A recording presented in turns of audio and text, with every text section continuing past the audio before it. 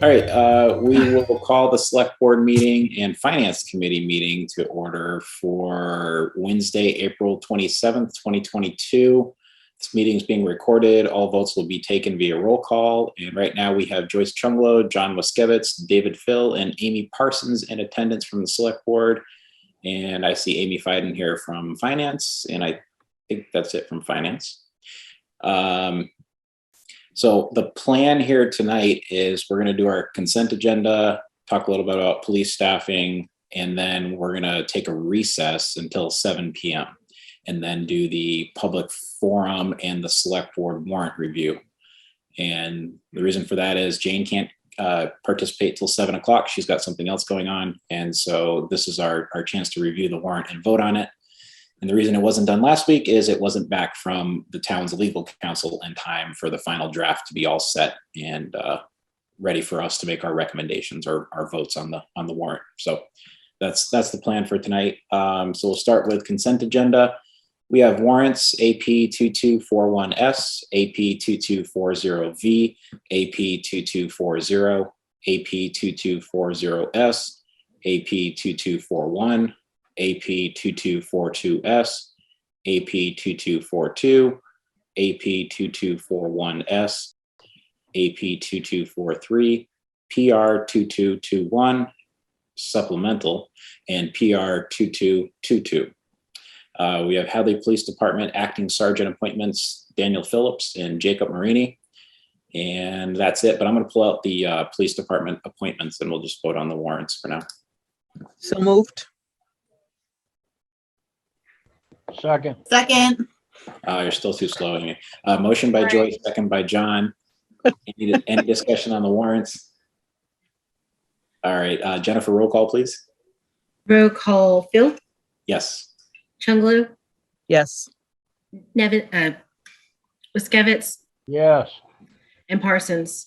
Yes. Thank you. All right, and then Chief Mason, do you want to talk a little bit about the sergeant appointments and staffing? Yes, sorry about that. I have a meeting with Joyce tomorrow morning, and I've been doing math all day long to discuss that with her and trying to get it right. So I have a little bit, just something really quickly to read here because we've never actually done this before. You all promoted 2 individuals to acting sergeant about 4 or so months ago. That's not really new, but the switching of the process is what is new. So I just want to read everybody, just so everybody understands what we're doing here. The position of acting sergeant is a training role that is assigned to officers that are interested in eventually seeking a permanent supervisory role. The training process familiarizes acting sergeants with the administrative, operational, and leadership responsibilities of a permanent sergeant. They are assigned the rank of sergeant, they wear the insignia, and they are assigned administrative duties and fulfill the role of shift supervisor throughout their assignment.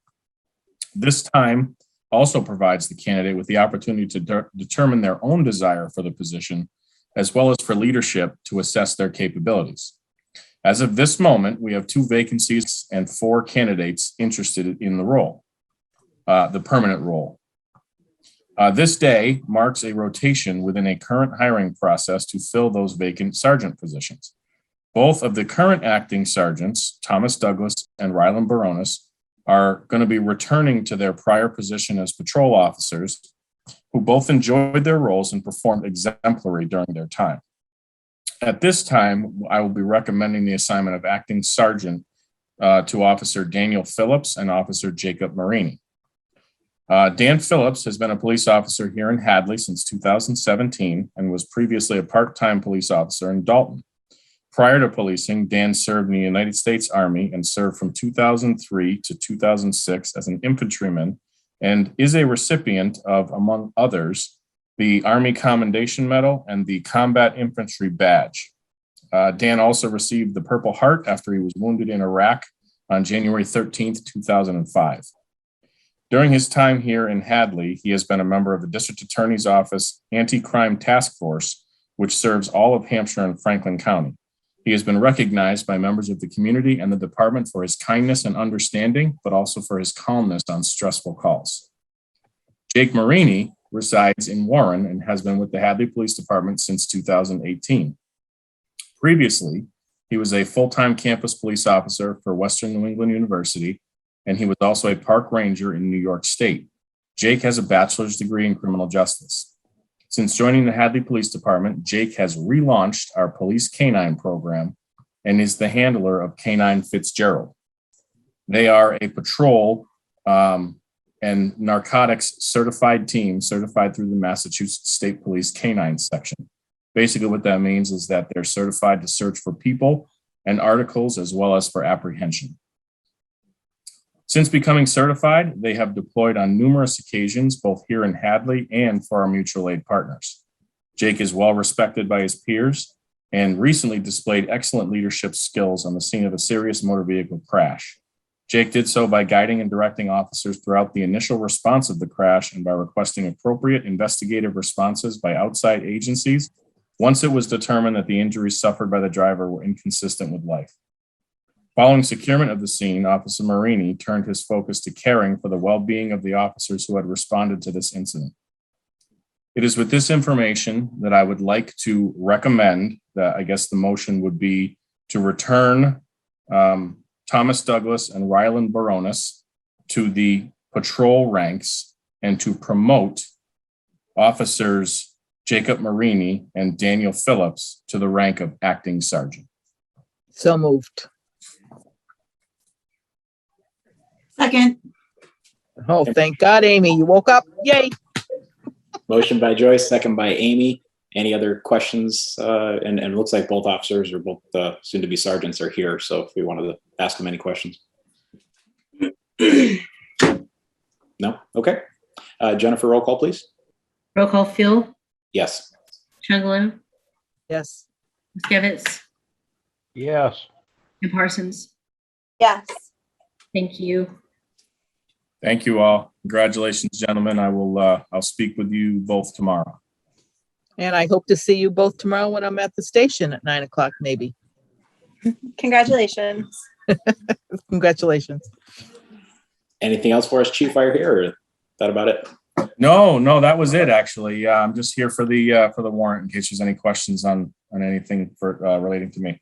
Okay. Can you just let dispatch know that I'm coming so they don't hold me at bay downstairs? Yes, I will absolutely let them know. And make sure the officers know so they don't stop you on your way in. Oh, that's okay. That's good I know too. you're coming. Who's I'll that? post bail for you, Jill. Joyce. Thank you. I was going to That's say, Megan. call That's me. Megan I'll be Healy. on She'll be call. working tomorrow. Yeah. Do you want to? Okay. I'll text you in the morning. we've got a special room for you, Joyce, has bars on it. Oh, good. It's as long as it's padded. That's all I care. That's all I need today. Thank you. All right. So if no one has anything else, if I could get a motion to recess until 7 p.m. when we will reconvene and start on the warrant review and public forum. So So moved. moved. Fine, second. All right. Motion by Joyce, second by Amy. And unless there's any other discussion, Jennifer, roll call, please. Roll call, Phil, Yes. Chungalo, Yes. Wiskevitz, John. Wakey. He's, Yes. there you go. I got it. and Parsons. Yes. Thank you. All right. See everybody in about 45 minutes. All right, we'll move forward. We're gonna pull up the. Let's see, get rid of these people over here.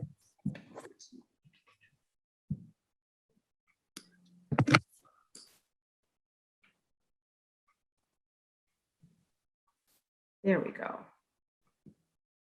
Okay.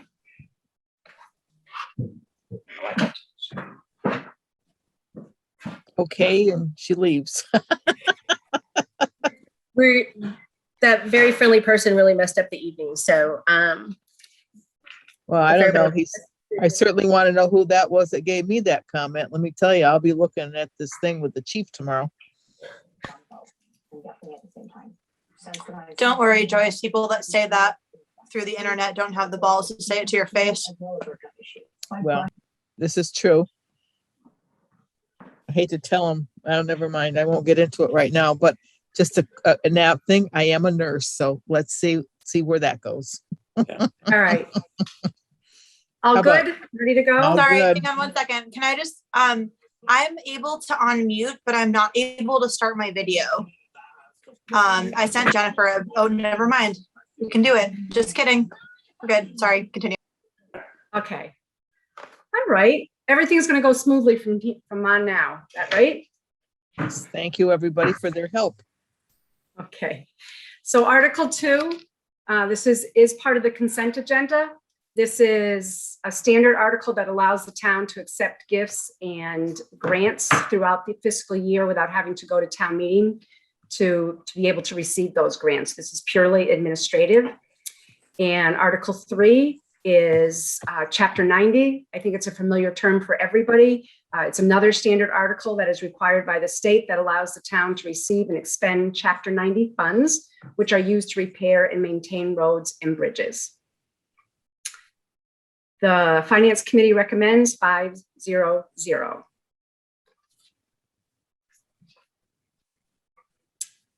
Article 4, short-term borrowing, another consent agenda. This allows the treasurer to borrow for a 1-year period in the event that the town experiences cash flow problems. We've never had to use this before, but it's always a useful tool to have. Finance Committee is 5-0-0. Do we need to vote on these as we go along, Carolyn, or not? This is a consent agenda, so as soon as I read these, I'll have you just do it all at once. That's thank okay. you. Yep. Okay. Article 5 is the water treatment plant filtration membrane reserve. This is an article that helps protect the town's investment in the water treatment plant. This article transfers money into a targeted fund specifically for the purpose of replacing the filtration units at the end of their useful life. Each unit is expected to last about 10 years. This is an increase from the past couple of years. It was at 26,000.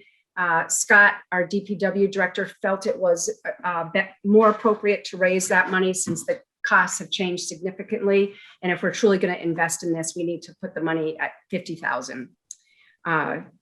This article is funded through water reserves and has no impact on taxation. So can you jump to Article 10?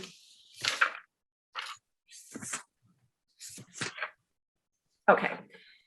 These are borrowing adjustments. This is on the consent agenda as well, because it is really a housekeeping article and it's returning unspent funds to their original source. So we just borrowed more than we needed and we're just returning the money to the source. The Finance Committee, the last one as well, recommends 5-0-0.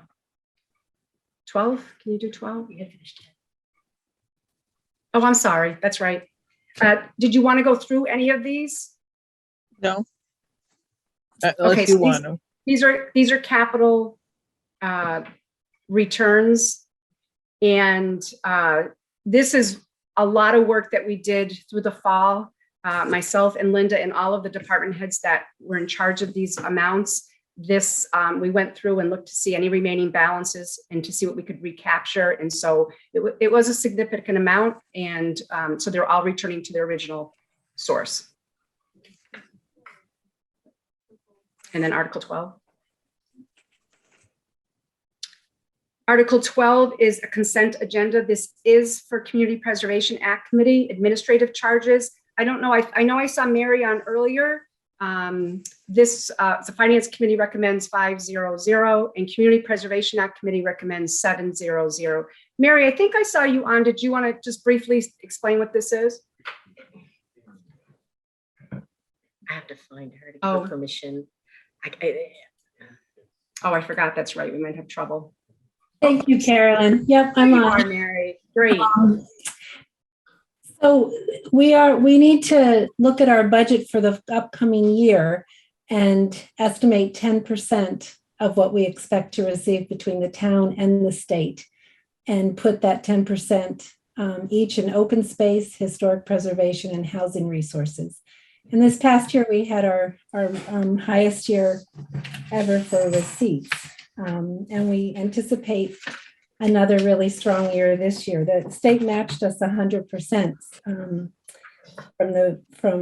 so we got 289,000 from the state, and we've gotten So, well, last year we got 489,000 from 6/30/21, and this year we've gotten 519,970, and we still, that doesn't include everything that'll be coming in for real estate taxes for the 3%. So we estimated 500,000, and so we put 10% of that in each of those three. And then we asked for, we have a community preservation fund expense that some of it goes to pay our dues to the state coalition. And then if we have other expenses come up, and we asked for 5,000 for that. And anything unspent of the 5,000 goes back into the fund at the end of the year. Great. Mary, do you want to also do Article 13, which is the next one that's also on the consent agenda, which is the CPA extensions? So we've been, since the last couple of years, there's been a 2-year window for the money to be spent that's approved for the CPA, just in part to have it not just hang out there. And sometimes the work doesn't get done, especially during the COVID times. And there was 3 articles that were supposed to be spent by the annual town meeting in 2022 that those various people asked for more time. One was the Board of Health for water testing, asked for a 1-year extension. And then the Goodwin Memorial repairs and a Goodwin Memorial study. I can tell you the amounts.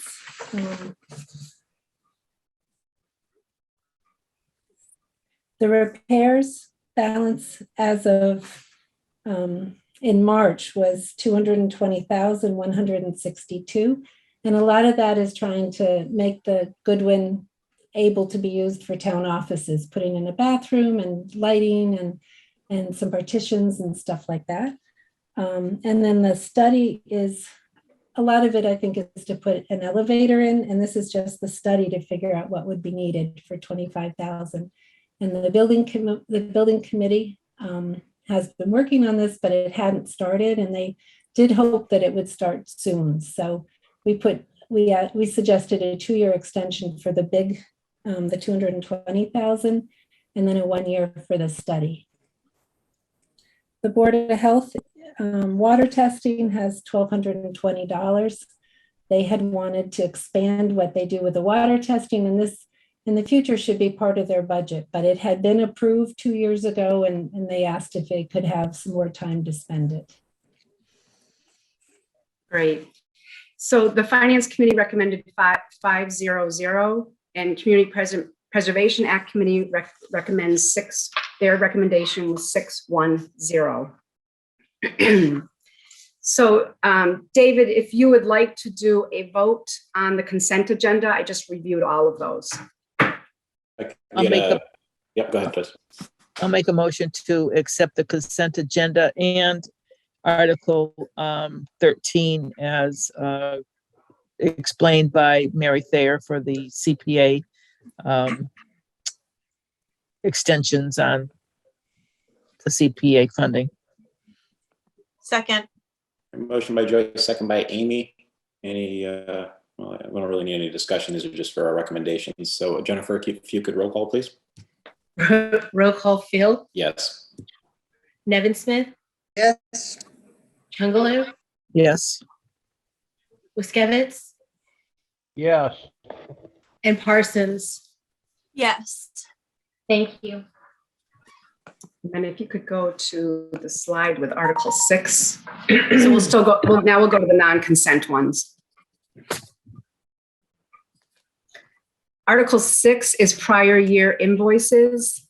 These are bills that came in after the close of fiscal year 21.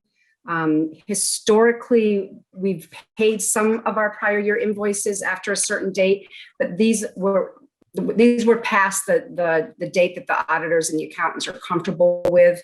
So GPI was engineering that was done with DPW that was not submitted in time. There was a transition with the old director, the former director, and we didn't see that bill. So that came in during the summer.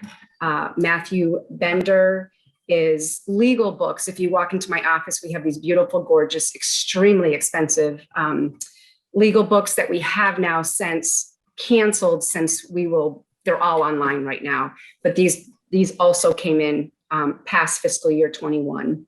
And then KP Law, this was a combination of a transition between the former town administrator and myself with what we think is mixes up with using the old email, my new email, and just the transition in general. That's about 3 months worth of legal fees during the early spring of last year. This was not due to anything over expended from last year's budget. They just came in late and too late to pay. So the auditors and the accountants strongly encourage us to be consistent with putting these on the next annual town meeting to approve prior year invoices. So that's what this is. That's the Finance Committee recommends 500. I'll make a motion to accept the invoices. I'll second. Motion by Joyce, second by Jane. And real quick before we vote, Randy's in here. Jennifer, can we give Randy the ability to unmute himself before a second Randy appears? Yes, that for the record wasn't a second Randy. Second Randy likes to carry 2 computers like I do. I gotcha. Okay. Okay, so if you'll take care of that, and then if we could roll call for that, please. Roll call. Phil, Yes. Nevin Smith, Yes. Chungalo, Yes. Skevitz, Caroline, you got 20,000 on the line item, you got 22.5 in the blue. It's the total. The total in the blue is all of those. Okay, 22, oh, okay, I got you. Yep. All right, yes. And Parsons. Yes. Thank you. Can anybody hear me?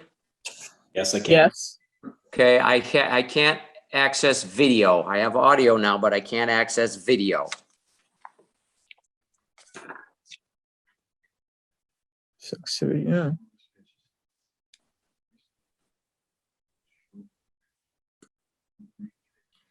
Randy, you're not going to be able to get back in because we kicked second Randy out and we don't readmit once we kick you from a meeting. So you're not going to be able to reconnect your other computer. Okay, well, I just have this one. So if this was second Randy, is that the one that is kicked out? I have a feeling we kicked out the one that had your video. Oh, they both did. One I was having a problem with sound. So I guess as long as if I need to talk, I'll just interject when appropriate. That's fine. Okay. Did we finish that roll call? Yes. Okay, perfect. Let's keep going. Next one. Okay, this is the omnibus, the budget, the general fund. And Amy, if you can join me, Amy, I was just gonna give an update of kind of the highlights of the budget. And then if you want, and then I can lead into you addressing, we have Amy, right? Can she talk? Okay. And then I'll talk about the Finance Committee recommendations and the changes you made. Is that okay? Is that okay with you? Sure, that's fine. Okay. So just to highlight the changes in the omnibus budget, which will be available as an attachment. And we do have it here, but the select board and the Finance Committee have both reviewed that. It does include a 2.5 cost living increase for the employees. And I just want to, again, thank all of the department heads in the committees and boards that were really, that were very respectful and honored my request that they submit a budget that was what was needed. If you remember, it was 2 years of a very, very minor service level request to deal with the impact of COVID. And what I asked them was, what would they need to get to that level where they were servicing adequately the services out of their department? So we had minimal increases from really, like the COA and the library did add a few hours to their part-time staff to meet the growing needs, specifically in the COA. Jane is going to be stepping down as the 50 or 60 hour volunteer, and we're replacing that with a part-time position to help with that. The biggest impact you will see is the anticipated the increase in commodities, the fuel costs, services, just due to inflation and the supply chain issues for the expense line items. The largest salary change that was recommended from the town administrator, myself, to the finance committee was adjusting the significant shortfalls of staffing we have in public safety. So that those are the other increases that were addressed. The finance committee, and Amy, if you want to talk more about that, because I'll also talk about your recommendation. They made two changes. They did reduce OPEB to putting $170,000 in this year, which is still, it's not what the targeted amount was for 267 that the town has been trying to meet each year, but it is still higher than what has been put in the past 2 years. The finance committee also recommended adding $50,000 to the principal portion of the debt and interest budget in order to accommodate more capital items without the need for a debt exclusion override. Amy, do you have anything to add to that? The recommendations with 500 except for police and ambulance, and that vote was 410. Sure, I'll go ahead and just add to that. So the difference is just the, for the police, there was one lieutenant that they added on, and for the ambulance, it was a paramedic. So those are two full-time spots. We started with a, having to fund the budget, we were needing 800,000. We started with being upside down 800,000. We used 400,000 in ARPA money, 400,000 in free cash. We moved it down, so it ended up being because we held back a little bit from the OPEB, and so we were down to 750 needing funds to balance the budget. So that and then most recently there has been some good news with the cherry sheet coming back more positive than we expected. We also talked, because of needing the 750,000 to balance the budget, and because there was a lot of talk about the salaries needing to, that were not competitive with the marketplace and other municipalities. We know that that's something that we're looking at going forward. Also, they talked about the union negotiations that were happening, and it hasn't happened at this time. So there's just the two full-time spots that were professional spots. Everybody else was part-time. So that's why those two, about 80,000 each. The vote was 411. The one was myself. So I just will put that out there. Everyone else voted for the whole thing. The one was just myself. And the only reason, not that those two weren't very needed or good positions, it was just I was, because of the needing the 750,000 to balance the budget, and knowing about the salaries, I would wish we would have held back on that for a little bit. So that was just 80,000 for a lieutenant and 80,000 for a paramedic. And that's where we stand with that. But a very good budget, I believe. Great, thank you. Thank you. I'll make a motion to accept the omnibus budget in totality. Second. Motion by Joyce, second by Jane. Jennifer, roll call, please. Roll call, Phil, Yes. Nevin Smith, Yes. Chungalo, Yes. Wiskevitz, Yes. and Parsons. Yes. Thank you. Okay. The next one is the So that, enterprise. so I Oh, want I'm to, sorry. I just want to be clear that that was not accept the ambulance and the police. I'm accepting it as a totality of everything Yes. included. Yep. Okay, I just wanted to make sure that that was clear. Okay.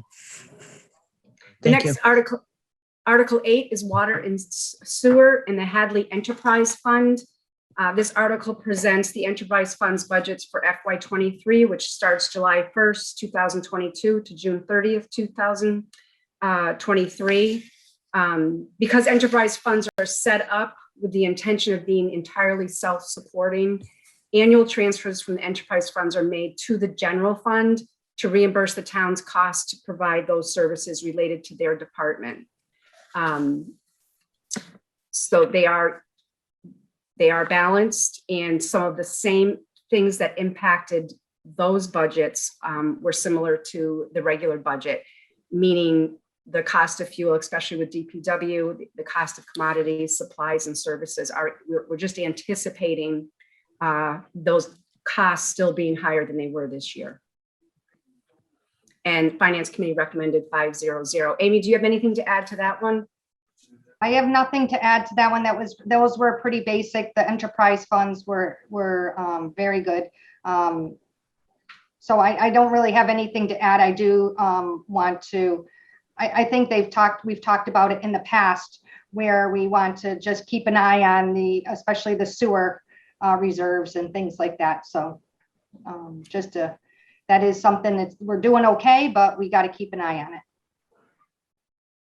Okay. Make a motion to accept the enterprise funds. Second. Motion by Joyce, second by Jane. Jennifer, roll call, please. Roll call vote, Phil, Yes. Nevin Smith, Yes. Chungalo, Yes. Wiskevitz, Yes.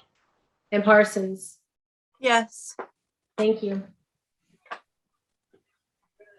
Okay, so we'll move on to capital. Can you go to the right to the chart? Okay, so all of the capital, everything inclusive is all under the levy limit. So there are quite a few projects, but I just want to remind everyone that very few projects came forward the last 2 years during COVID. I will speak first about DPW, and then Scott is on. Is Scott unlocked? I can unlock it. Okay, and he can ask any questions, but David, Phil, you are going to be assigned this article, and I know you've been involved, so I don't know if you want to go over it with Scott. But what I just want to prepare you that this is not inclusive of all of the needs at DPW.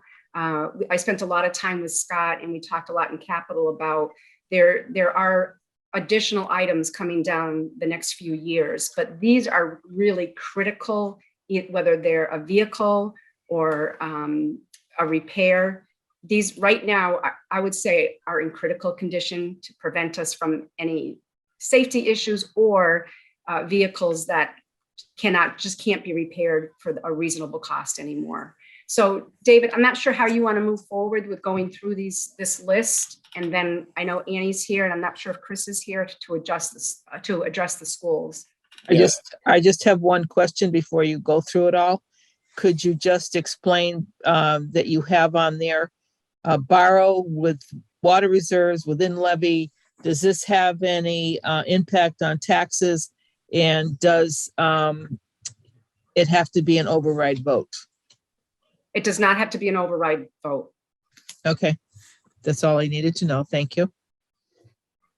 I'll run through them, Carolyn, and if you want to let Scott unmute himself here if I miss anything or he wants to elaborate, feel free. And if anybody has questions, Scott can probably go into depth, but I'll just hit them real quick. So the propane tanks, right now we rent or lease our propane tanks for the Callahan wells, for example. And so we're forced to buy our propane from the company we lease the tank from. Otherwise, we have to pay a bunch of money and I guess penalties. So by purchasing our own tank, we can shop around for propane and save a ton of money. Probably more than $1 a gallon of propane at this point versus the current arrangement. Let's see. Mount Warner Hoyle Wells, the 310,000 is for painting the big tanks that are up on the mountain that store our drinking water. DPW sewer pump station roofs, That's to replace, in most cases, what's the original roofs on those pumping stations, and they're going to be replaced with standard standing seam metal roofs. So hopefully they'll last long after our lifetime. Missions communication. The mission system is basically what communicates from all the pump stations, and I think the Callahan wells as well. But basically, if there's an error or some kind of number is out of whack, it notifies who's ever on call so they can fix the problem before the sewer backs up. And so these are required upgrades for that.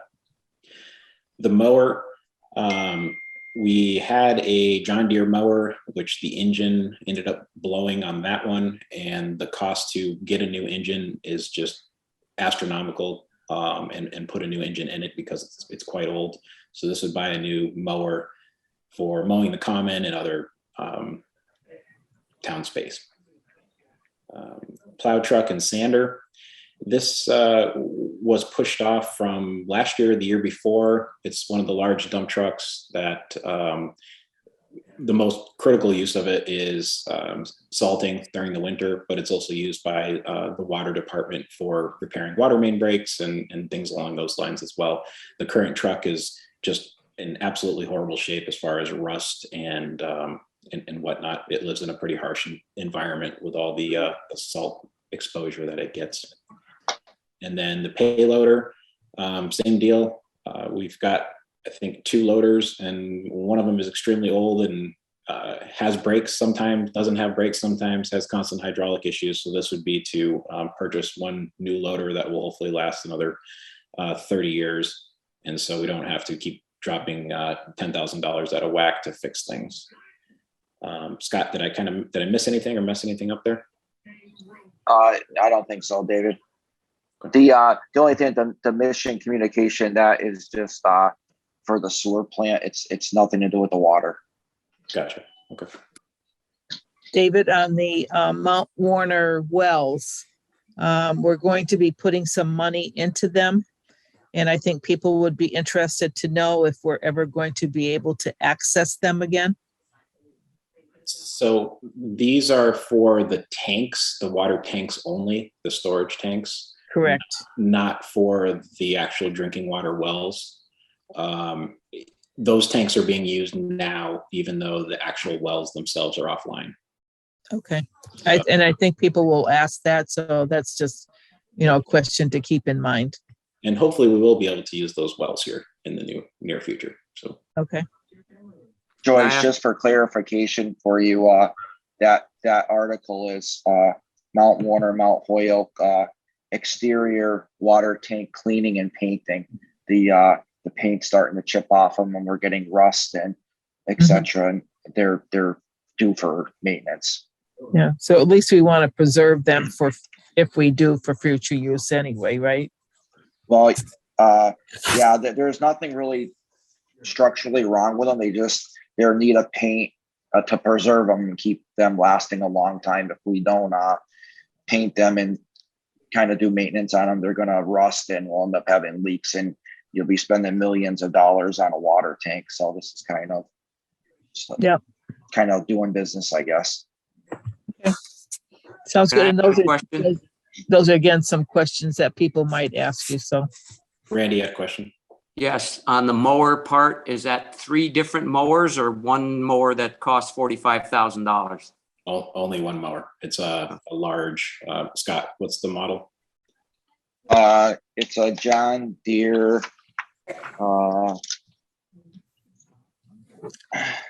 model 1557 terrain cut. It's a combination mower. It's basically what we had, because we have other attachments, a snow blower and a power broom and things that will still fit that machine. So we wanted to replace it with kind of the same thing, but just a newer model, so we can still use our attachments that there's nothing wrong with. Okay, thank you. And David, if you're going to be explaining this at town meeting, please tell the people that it is indeed one mower and not 3. Absolutely. Thank you.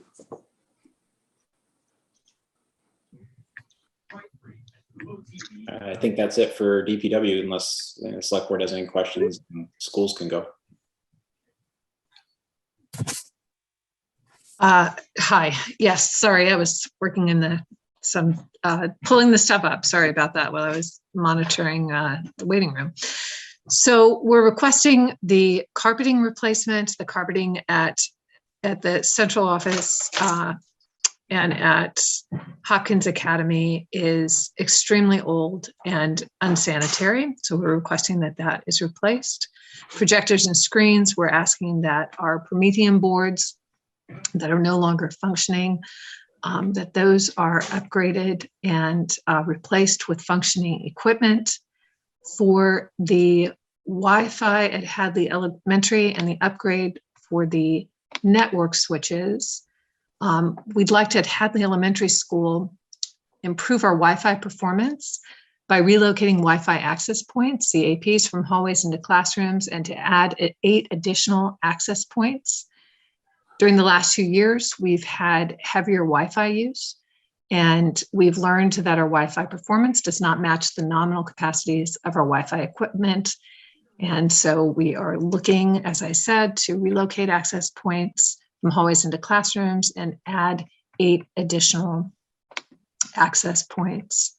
And the Capital Network switches, excuse me, we're upgrading to leaf switches and connections in our school district in order to improve security, performance, and manageability. About 2 years ago, we upgraded the backbone switches in our local area network to improve Wi-Fi performance and network reliability. We left a patchwork collection of older switches connected to the backbone. The leaf switches, these older switches are causing problems as we troubleshoot network issues and as we upgrade network protocols to improve security. Some of the switches are more than 10 years old and are incompatible with newer protocols. Upgrading these to current models will allow us to view network performance and track down problems much more easily, and also update configurations of all network switches from a single console. Can I ask a question, Annie? Sure, I hope I can answer it, Joyce, because you may not have been able to tell, but I was reading the network administrator's notes, but go for it. I'm sure I can help you. I'm sure you're going to be able to answer it. So we have been able to secure monies to do the fiber optic to all of our town buildings. Have we been able to do that yet for the Hadley Elementary? So that might help with the Wi-Fi?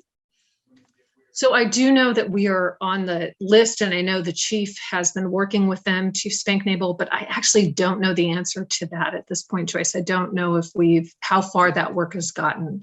But I do know that our network administrator is aware of that, has been in communication with Chief Spanknable around that project. So I think that this is a need regardless, in spite of the fact that we are grateful for all the work that the town is doing. And so that would benefit from. Would that be extra? I mean, I maybe your computer guy would know, because I sure don't know whether the Wi-Fi the fiber optic would enhance the Wi-Fi that you already have, or would we have to do something else that you're asking for right now? That would be my question. Yeah, I'll make sure. I'll ask him, and I'll make sure that I have that answer for town meeting. Yep, that would be good. Town meetings in person, is that correct? Yes. Correct. You won't be virtually this? Okay, good. I will make sure that answer. I'll have that answer. I'm sorry, I don't know. And I don't need to have that on town meeting. And I mean, if I can just have that ahead of time, that's fine, just to have an answer. Yeah. Jennifer and Annie, actually, Jennifer can answer that. She's been working with Mike Spagnable on that project. Oh, you're the best, Jennifer. We'll see. Joyce, that is actually completely, while it is all network and switching, the outside fiber optic lines running in are not going to make a difference in their network. This is their internal network. The fiber optics coming from the outside. So we do need to go ahead and provide them with that additional support. The fiber optic will make a big difference, but not in like that. Okay. I'd like to introduce you to the Assistant Network Administrator for Hadley Public Schools, Jennifer James. Thank you very much, Jennifer. She is an all-around gal, that's for sure. I'm going to go back in the waiting room and look at his characters. I helped him with the procurement. That's the reason I know. I just wanted to mention that the Capital Committee recommended all of these unanimously. So that was the result of the Capital. Okay, I'll make a motion to accept all of the article on chapter 9 for capital expenditures. Second. Motion by Joyce, second by Jane. And Jennifer, roll call, please. Roll call Phil, Yes. Nevin Smith, Yes. Chungalo, Yes. Wiskevitz, Yes. and Parsons. Yes. Thank you.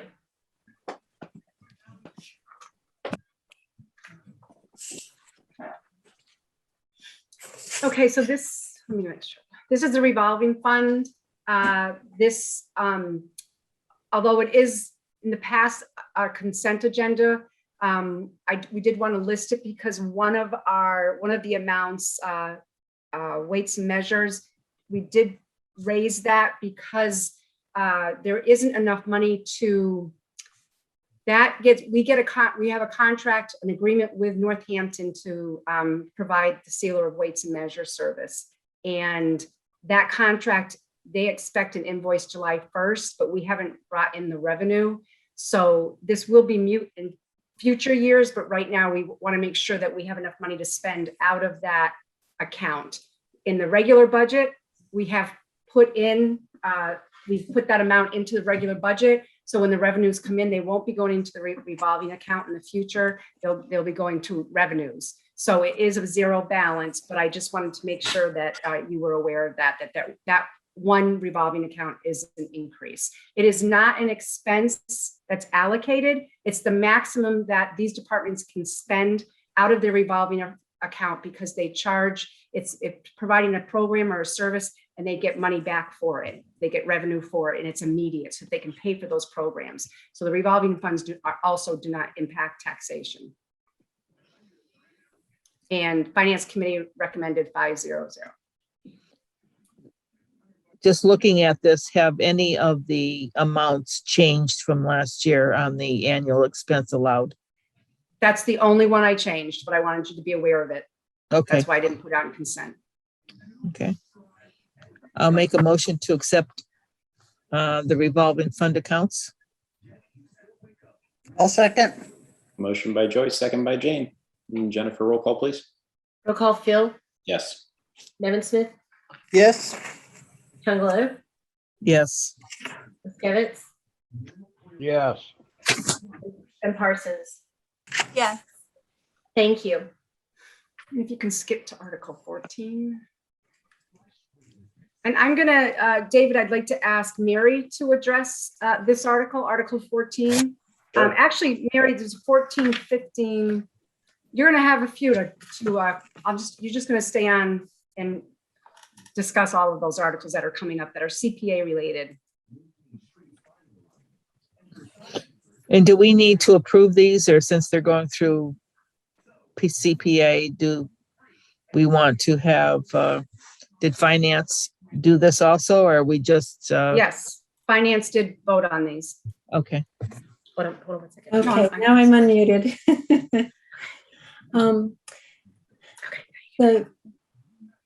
The Board of Properties of the First Congregational Church, the First Congregational Church put in an application for restoring the steeple. The steeple, it included pictures, has some serious cracks in the supports. It's an 1808 church and the steeple is leaning, it's meant to lean a little, but it's leaning more than it should. And there's some serious work that needs to be done. They had a professional company come in and evaluate and give them estimates, Robert Morgan Company, of what would need to be done. And it's repairing the steeple and then fixing it back. Let's see, the railings on the side, scraping down the faces of the clocks, and then they'll paint what they've worked on and caulk everything. But the main thing is fixing the supports for the spire, and that the bid of that was, let's see here. It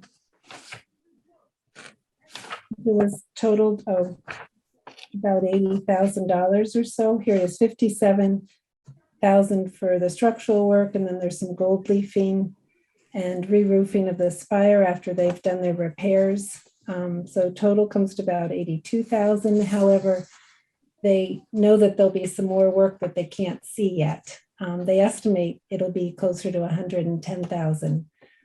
So the church has asked for 100,000 with the church putting in 10,000. And this, we have a letter from the Historic Commission supporting this as well.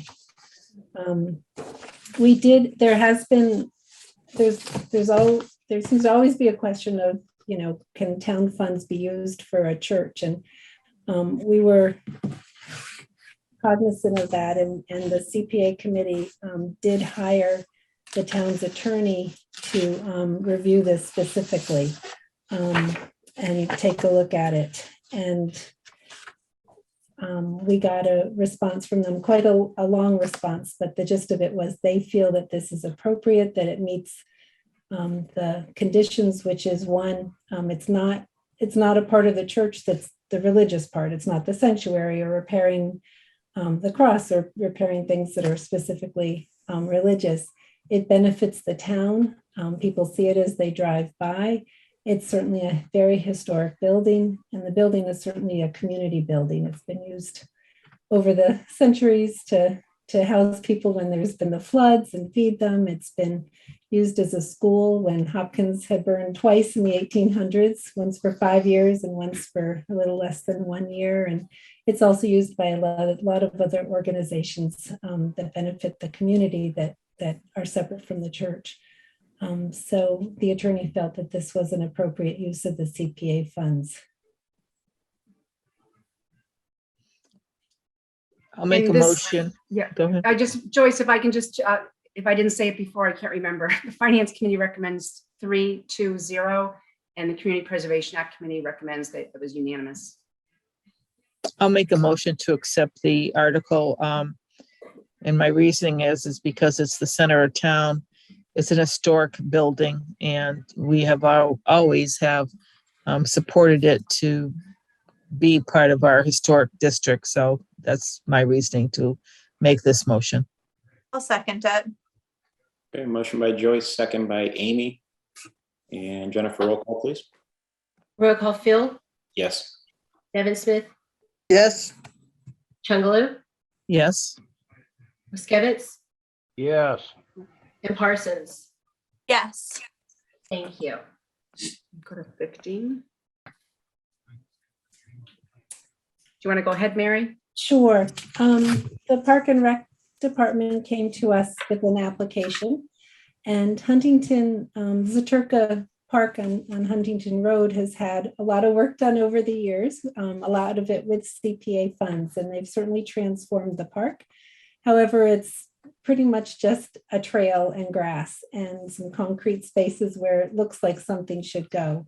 And they've come up with a nice plan to put in some benches and cover like little gazebos, and also some playground equipment, and make it really a much more useful space. And they are, the total project is 45,000, and they're requesting that the CPA funds cover 24,100 of that.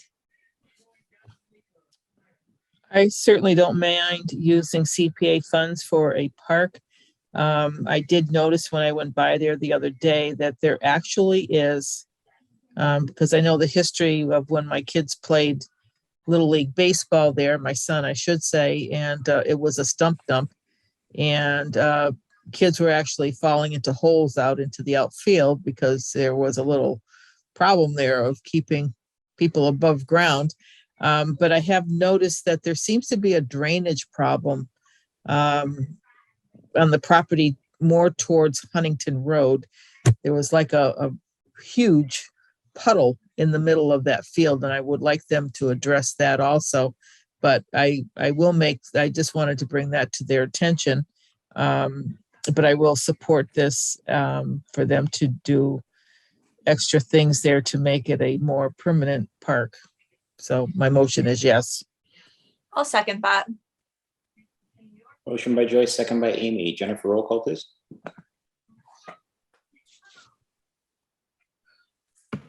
Roll call Phil, Yes. Nevin Smith, yes, Chungalo, Yes. Wiskevitz, Yes. and Parsons. Yes. Thank you. And Mary and David, if I can just add, Greg had to work tonight. He had the pickleball, that group that meets. So he was working tonight, but he did want to let you know too that, like you said, the total cost was 45,000 in some change. But that Home Depot just awarded them a grant for $10,628 to help with their portion. So that was great. That's So I Nice. wanted to add that. Greg would have been here, but he couldn't. He's working. One other point that somebody had made was if you have small children and want to go to a playground and school is in session, there's no place in Hadley to go. And this will provide a playground area that's not at a school, especially Mhm. for young ones. Sounds good. Okay, the next one is APR for property that Arthur West owns. It's on South Maple Street.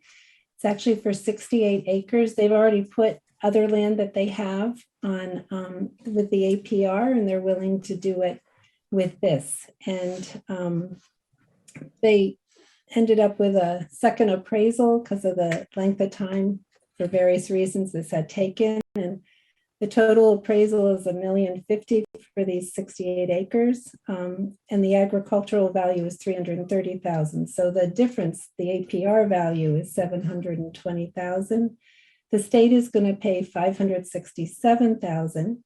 You'll see the Article 17, the Conservation Commission voted to put $33,000 from their TDR funds into it. The CPA has been asked for $57,000, and the Wests are going to donate $63,000 of the APR value. So for the town, it's a total of $90,000 out of the $720,000 APR value. And this will put a permanent agricultural preservation restriction on the land. Part of this land is forest, but a lot of it is agricultural that the Wests farm themselves. I'll make it, and this is for both Articles 16 and 17. And I just want to add that with this, CPA funds have been used to put 1,403 acres under APR over the years, and that's 9% of Hadley's land. So I think that's a really good figure, and hopefully will continue to increase. I'll make a motion to accept Articles 16 and 17. second, Motion by Joyce and second by Jane. Jennifer, roll call, please. Roll call Phil, Yes. Nevin Smith, yes, Chungalo, Yes. Wiskevitz, Yes. and Parsons. Yes. Thank you. The last article is for the Hockanum fence at the cemetery. And this had been voted on already at the town meeting in 2021. However, the budget had been, it's really 2 years old in figures, and was put out for bid, and for other reasons that had been pulled, but it was kind of becoming evident that there wasn't enough funds to do what had been expected. Prices had gone up enough. And this should have been voted on the previous fall, I guess November of 20, but that's the meeting that got cut short because we ended up without a quorum partway through that very cold meeting at the fire station. So again, it got pushed off half a year. So the figures were a bit old. So the cemetery committee, which actually I'm a member of as well, came back and said they had gone back to the architect and asked who had done the study for us and put together the drawings. and asked for an updated figure. And they said that it would be, they felt another $19,000 to do the job, and the cemetery committee is asking for an additional $18,000 from the CPA funds in order to be able to do this. And the bid package should be able to go out shortly, and hopefully we can still do the work this year, or if not, then next year.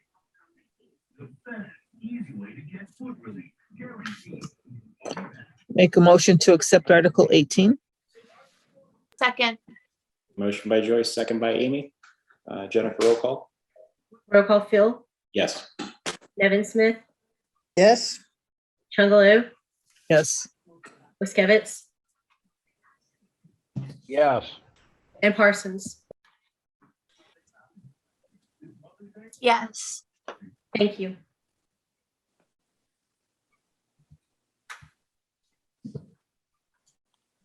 Jane, I'm assuming you're gonna talk about this one.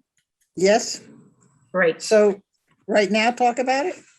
Sure. Article 19 is a plastic bag ban for the town. It's modeled after Northampton and Amherst, which are already in effect, to help reduce the plastic that blows around and litters our streets and countryside, and keep things out of the landfill, which are filling up very quickly. And because plastic does not biodegrade ever, it will help our environment.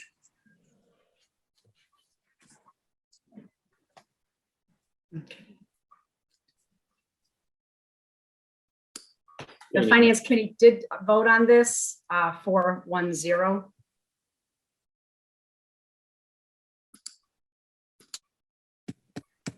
I may make a motion.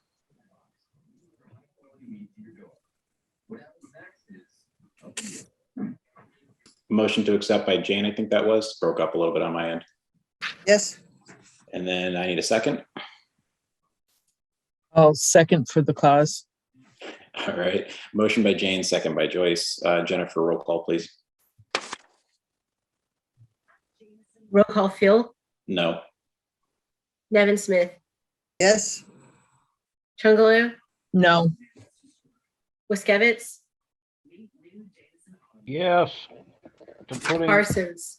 this is just to putting it on a town meeting floor, right?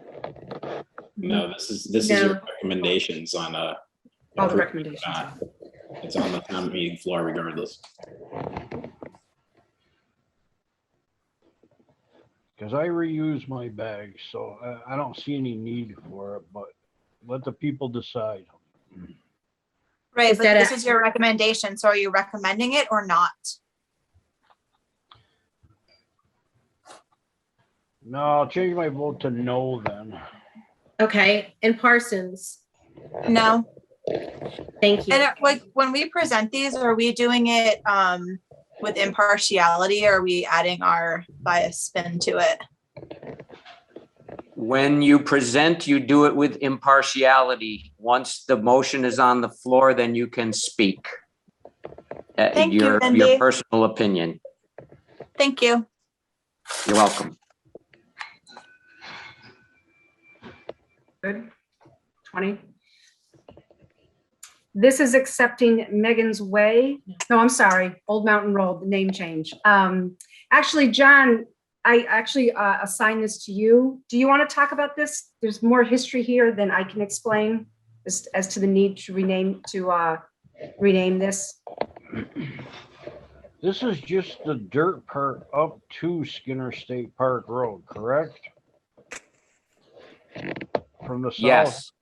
from the South Hadley line, which was called Old Mountain Road forever, but they want to change it to Skinner State Park Road. No. No, Mike Mason, are you on? I think this has caused some confusion with addresses and the names. Yeah, Can you unmute Mike? Just gotta, there he is. Oh, Mike, stay still. All right, can you hear me? Yep. Yes. All right. I'm not going to touch anything else. I'm not going to turn my camera on. kick myself off the meeting. So yeah, this was brought up several months back because, John, you got it right. But essentially what it comes down to is that we invited all the members of the people that live on the dirt portion, because back in 1994, the name was changed. The entire road was called Mountain Road. And right now, they changed it to Mountain Road, but everybody calls it, and everybody that lives on it, and everyone refers to it as Old Mountain Road. There are some issues of confusion with our 911 tracking maps and Google Maps and finding directions and things like that. So before we had some kind of a problem with having mutual aid respond for an emergency up there or anything, we figured it just makes sense to change it back to what everyone knows it as anyways, which is Old Mountain Road. So that's all this is simply legally naming it what everyone already calls it. We don't know why it was changed in the first place. I was a sophomore in high school, so I have no knowledge of the history on it. But the lieutenant brought this up to me that before, like I said, before some emergency happens and we have to call South Hadley PD or something to go up there and they can't find it because Google Maps is leading them somewhere else.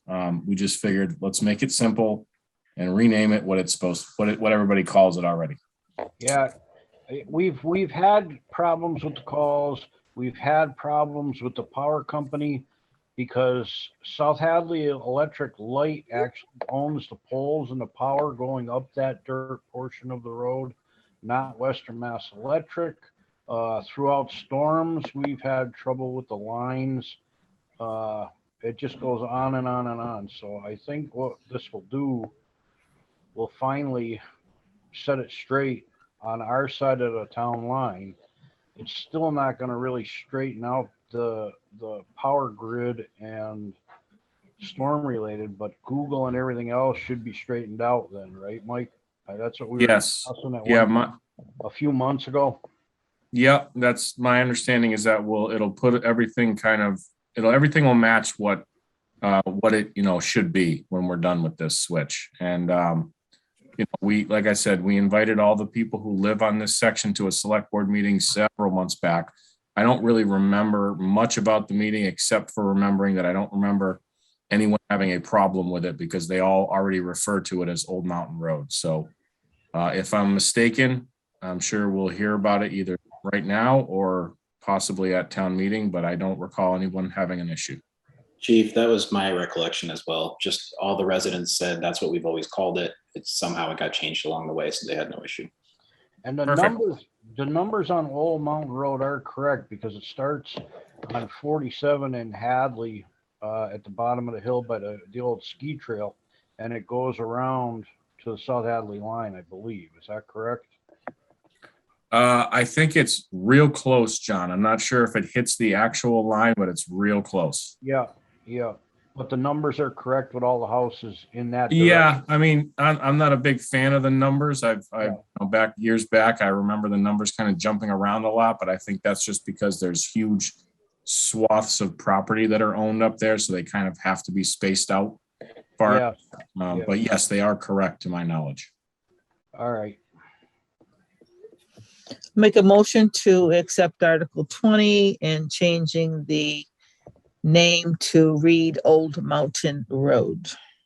I'll second that. Oh, okay, John. I had Joyce and John as a second. Jennifer, roll call, please. Roll call vote. Phil? Yes. Nevin Smith? Yes. Chungalo? Yes. Wiskevitz? Yes. And Parsons? Yes. Thank you. Next one. Okay, this is an acceptance of Megan's Way as a public way. I don't know if you need further explanation of this. The copy of the plan needed to be filed 8 days prior to the town meeting, which it has been. So this is going to town meeting to accept it as a public way. And just for the record, myself, Tom Quinlan, the building inspector, and Scott McCarthy as DPW director did walk the street as required, and all approved acceptance of the street. There was just a couple areas that needed to be crack sealed, and that is or will be taken care of. All right. We made a motion. We're all set. Yep, no motion yet. Yeah. I'll make a motion to accept Megan's Way. Second, Motion by Joyce, second by Jane. Jennifer? Roll call, Phil, Yes. Nevin Smith, yes, Chungalo, Yes. Wiskevitz, Yes, and Parsons. Yes. Thank you. And the rest of the articles, Bill Dwyer will be addressing, and I think I just saw him on there. Okay, am I live for audio? Yep, we got you. Okay. You're as live as you'll be, Bill.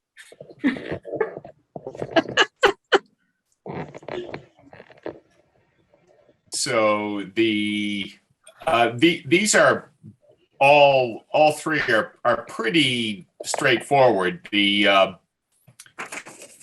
Article 22 is just fleshing out the special permit rules and regulations. At present, we have one kind of wimpy paragraph, so we're blowing it up to 2.5 pages.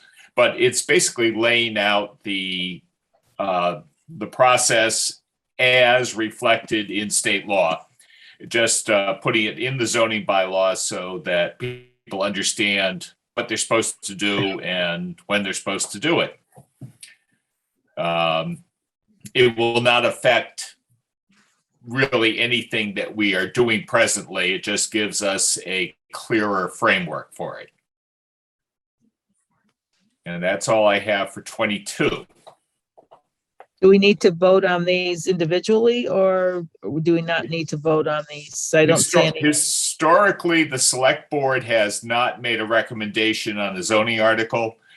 The planning board will be having its public hearing next Tuesday, and we'll make a report to town meeting on our recommendations. That's fine. Thank you, Bill. So Article 23 addresses something that we didn't anticipate when we first adopted our solar field bylaw about 6 or 7 years ago. And that is the issue that solar energy storage systems are being proposed as a standalone event or item. In that we're talking about a proposal for a battery field that is not connected to solar panels. So the current bylaw does not recognize standalone battery storage facilities as solar facilities. So we're going to expand our definition to recognize that a battery only storage facility is part of the mix. This is something that when we first adopted the bylaws, battery storage was just something way off in the future, but now it's here. So that's it for Article 23. Bill, did this article come up because do we have any presently in town that have some solar that have now gone to battery? We have multiple installations that are adding a battery facility to an existing solar field. This particular one is a proposal for a battery only storage facility. And actually it would not affect this particular proposal because of the location. The we're going to encourage battery-only systems in the industrial district, but not in the agricultural residential district. So that But people that already have solar and they want to put a battery storage there, did they have to come to you for a permit? this is not going to affect anyone who has a small-scale project. This is really just affecting industrial scale projects. Mm-hmm. So Can I take for an example, like if I'm looking at, let's take Huntington Road and 47, where you see that on the Scott property up there with all those solars there, do they have a battery storage? And if they do add one there, do they have to come to you for a permit? that project does not have battery storage at present. If they wanted to add it, they could come back to us to talk about adding it. Okay, that's what I'm asking. Okay. If you're talking about the solar panels on your house and you want to have a battery backup in your house, that's a different issue. But we're really talking about large scale. We have approved battery backups for the solar fields out behind Fish and Wildlife. Mm-hmm. And I think there are a couple of others that have asked for battery backups or battery adjuncts. Mm-hmm. We just had our first battery only one filed this year. And that's the one that is off Breckenridge. It would not be affected by or not be enabled by this particular bylaw. But apparently battery only facilities are the wave of the future. Okay, thank you. Are they all lithium, Bill, or are they acid? Lithium seems to be the new thing. And what we have been dealing with is the toxicity of the coolants for the batteries. And we've had some input from the fire department on what battery storage should, what some of the new norms are for battery storage, best practices. Yeah, I mean, I see some overheating problems already with the lithiums. That's why I'm asking. I know the acid core is also temperature sensitive too, so. Bill, one of the questions I've had from a couple of residents, now we're talking about batteries the size of cargo shipping containers and trailer trucks, right? We're not talking about, a car battery here. That is correct. We're talking about a fairly large structure. And part of the reason for the size is that a cooling system is integrated with the battery installation. Mm-hmm. All right, so signs on public property. This is very sort of in the weeds procedural. We just want to be sure that the building inspector has written authority to remove signs that are placed on public property without permission. So that would cover all of those going out of business sales signs that you see the length of Route 9. I remember a couple of years ago, there were many trained to be an EMT signs tacked to telephone poles, the length of Route 47. So that's what we're doing here. The decision of whether to allow a sign on public property rests with the select board. And this just says that once the select board approves something, then the building inspector can process it. And if there's something out there that was not approved by the select board, the building inspector can remove it. Okay. Don't you guys have the authority for signs also?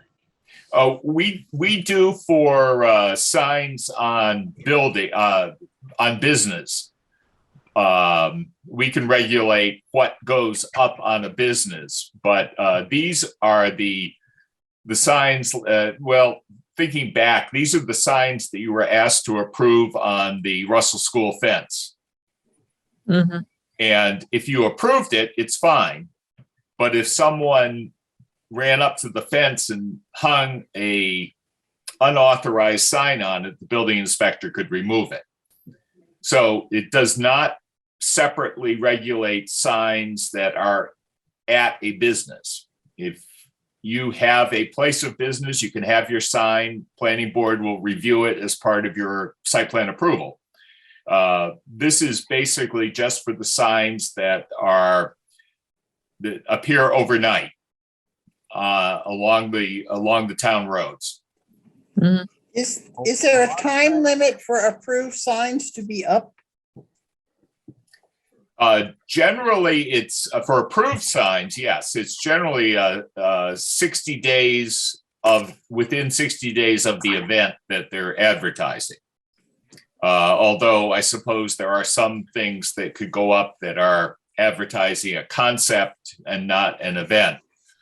But again, this doesn't have anything to do with your standards for approving signs. It has mostly just empowers the building inspector to remove signs that have not been approved.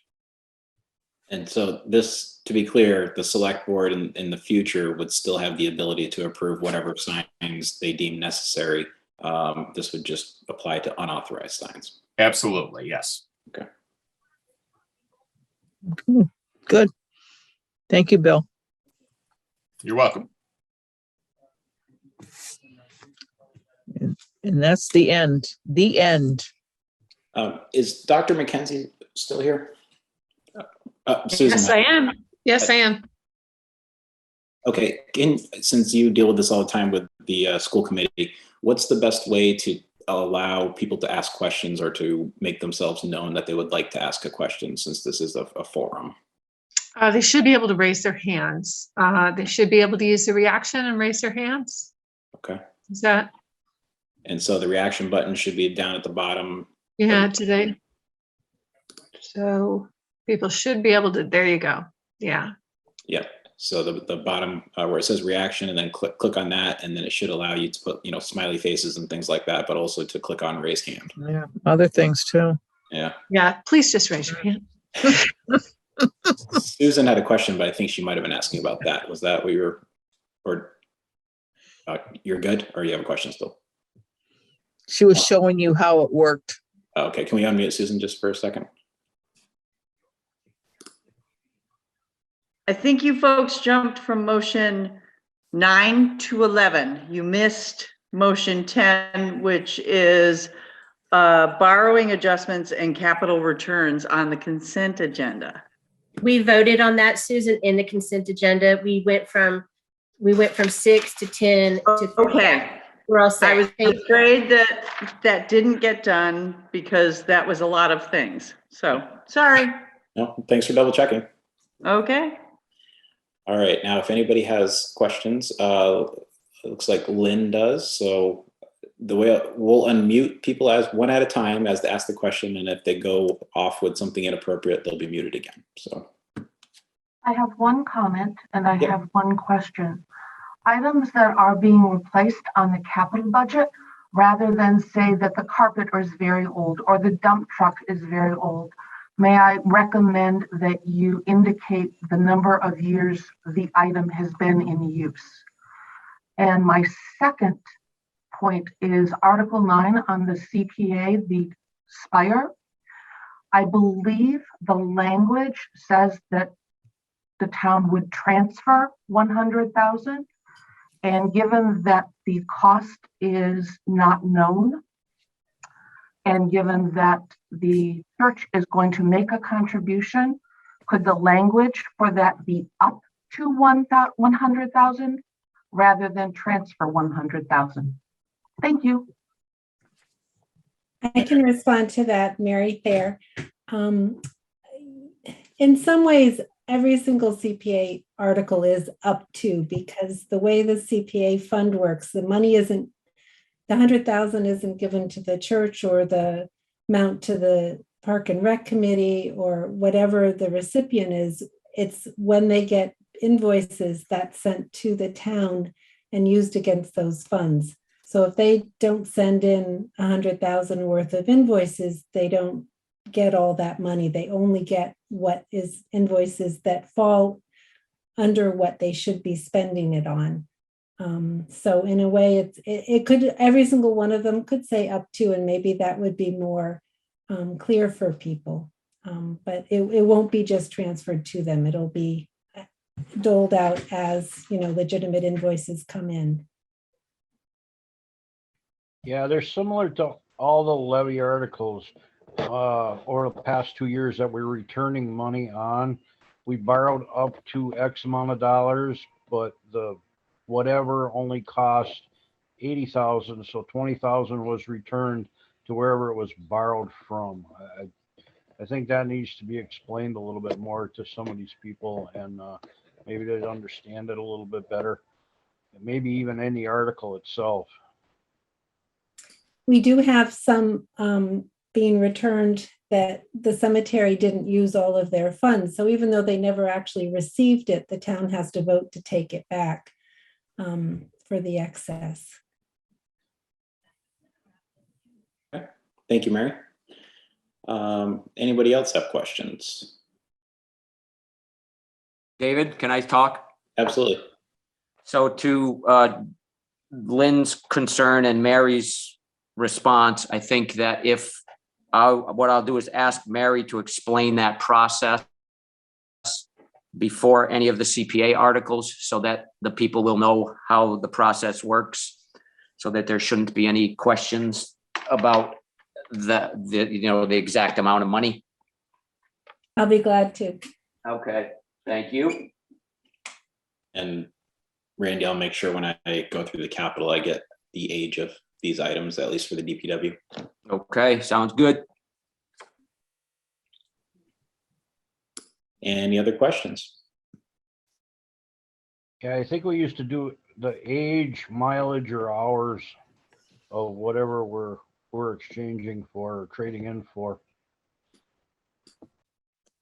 I think that was the key also, as to whether or not it's going to the cemetery or if it's going to be traded in. Right. Okay, Right. before you dissolve the meeting here, and when it's time appropriately, I just want to talk about some logistics of town meeting. So whenever that's a good time, let me know. I just want to go over one more time so that way no one can say they didn't know. Again, if you have a question for the public forum part, since this is kind of the first time we're having to do it this way, you click on the bottom of your screen where it says reactions. Should, at least on my screen, it's kind of in the center, and my mute and stop video button are on the left, but the reactions are in the center. Click on that and then click on raise hand to raise the digital hand and let us know you have a question. Just give it another minute in case anybody's trying to figure it out.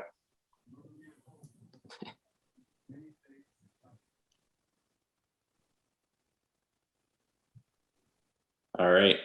Well, I think that'll conclude the public forum part. And then Randy, would you like to go into the logistic details?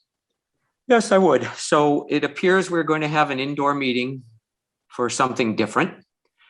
And there was a concern, I think, from the Board of Health that we either make the meeting in 2 rooms or have a section, if we do it in the gym, a section for masked and unmasked people.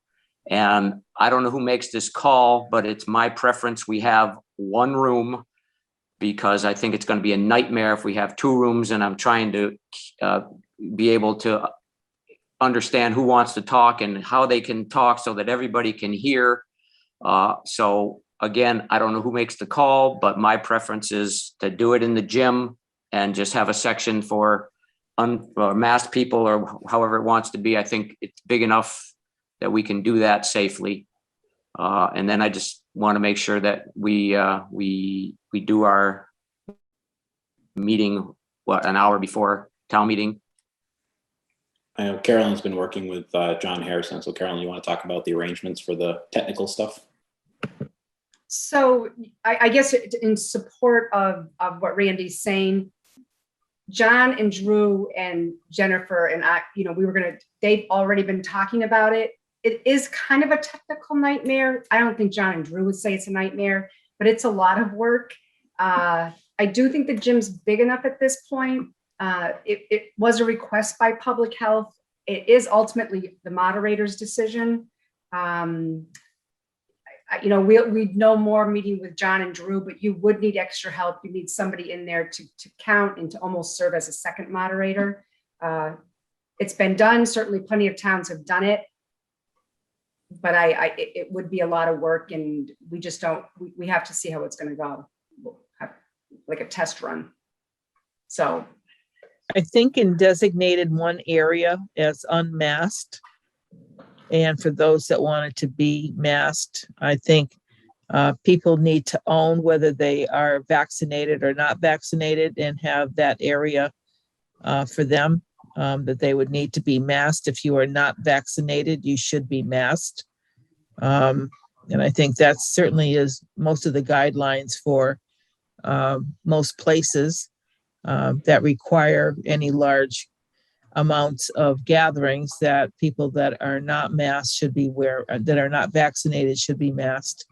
And those that are boosted can be in another area.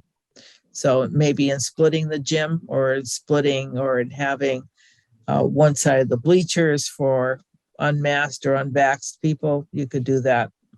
Something to that effect. I went to the play there. They had like the Shakespeare play, and I only think I saw like 2 people masked. That was good. And it was in the cafeteria. So okay. I don't know what the requirements actually are. I hear among the senior population that there are many people who would like to attend town meeting, and they are concerned about cross-contamination, if you will, and are very interested in how this is going to be done. Mm-hmm. Randy, what do you think about just dividing the gym? Usually there's a big enough aisle down the middle there. And obviously this is, it's kind of on an honor system. There's no, we can't really throw anybody out of town meeting, unfortunately, but you think that's good enough, Randy, just to divide the place? I think it should be. We're supposed to be 6 feet apart. If there's an aisle down the middle that's 6 feet wide, then that'll give people the opportunity to sit in chairs, people the opportunity to sit in bleachers on both sides, rather than make everybody sit in the bleachers, that whatever side or the other. So I think that would be appropriate. There's enough airspace in there, I would think, to keep things moving. And if it's appropriately, the temperature is appropriate, we can open the back doors and get some fans blowing. You have the fans in the ceiling, so those certainly can be on. Yeah, and is there anybody from the Board of Health attending this meeting this evening? Not that I see. Doesn't look like it. Okay. Well, I will say, if it's helpful to know, I will say that the gym has, because we had to test air exchange rates in every single room prior to the fall of when this all started. Mm-hmm. So your gymnasiums have the best air exchange rates of any place in the school. So you get the best ventilation in there all the time. It's one of the places that at the start of the pandemic, we were even thinking of holding classes. Did you do anything different for graduation last year, Ann? Last year, no. The year before, we didn't have it, or we did it differently. Excuse me, I should say. We had a graduation. It just wasn't a usual ceremony. Last year, no, they were in the gym. Families were together, and people from different households were separated by 6 feet. Okay. There was still a mask requirement at that point too. That was a Board of Health and DESE mask requirement. Okay. Yeah, and I guess we can ask the Board of Health their opinion. Personally, I think it makes sense to wear a mask because you just never know. But as David said, everybody's got their own opinion, and we can't throw them out. So we need to have a place for them. I do. And I just want to say that I know that it's still out there because I'm still having people call in and can't go into surgery because they've either had Mhm. contact or they have it. So we Yeah. are very much still in the throes of it. So it's still there. It's going to be a virus, and we all need to take certain types of precautions, whichever we feel is necessary for ourselves and our families. So just have to be aware. Yeah. So I think maybe if we could get a recommendation from the Board of Health so that people know that this is what is the health people think is appropriate, then that would be a good idea. The Okay. Board of Health actually wrote a letter saying that they thought it should be in 2 rooms. And no other alternative, just 2 rooms? Well, separated. That was their recommendation. Okay. Well, I think the gym is big enough that we could make that division of some sort to make that work, I think. Well, what was their recommendation, Jane? Masked and unmasked room, or? 2 rooms. Yeah, 2 different rooms, one for people with masks and the other for unmasked, yes. well, I do wear masks still inside in a lot of places, so even now today. Some people still recommend it, Yeah, Okay. I guess, Randy, that'll be your call. You can work it out with the folks setting up for the meeting. And then as far as a meeting place for the hour prior that we typically do, I'd like to post just for the cafeteria. We can pull some chairs in there to have our meeting rather than at town hall, since we don't really have the space in town hall anymore. If that's okay with everybody on the board. It's fine. Yeah, that sounds Fine good. with the moderator. And Yeah, Dr. that's good. Dr. McKenzie, that's okay with you, I assume? Yeah, I'm sure it is. I'm sure Jennifer and I can coordinate with Nancy. As long as the cafe is not being used for anything, which I highly doubt, if you already set it aside for town meeting. It is, yeah. Yep, it's reserved. Okay. Yeah, then it's all yours. Thank All you. right. Motion to adjourn. Randy, are you done? Anything else, or just before we leave? No, that was my biggest concern right there. So I'm good. All right, thank you. We'll get through everything else. All right, we got a motion by Joyce to adjourn. Wait, do we want to do any announcements before we go? Since we have the opportunity? No? Okay. Motion by Joyce. I need a second. I have a question. All right, I got a second by Amy, and then Jane, go over to your question. We're meeting on next Thursday. We are not meeting on next Wednesday. Correct. Thank you. Thank you. And Jennifer, roll call, please.